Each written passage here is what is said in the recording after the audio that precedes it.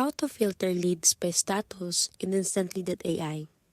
Filtering leads by status in Instantly.ai makes it easy to stay organized and focus only the contacts that matter for your outreach.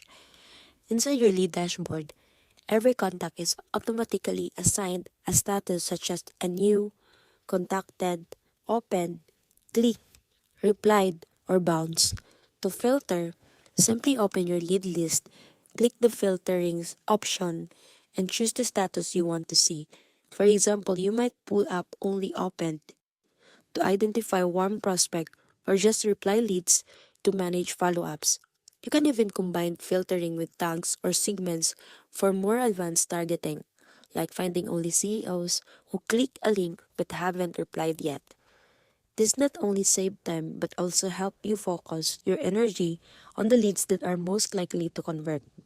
While cleaning out bad or inactive contact by mastering status filters in Instantly.ai, you run the smart campaign and keep your outreach pipeline efficient and result driven.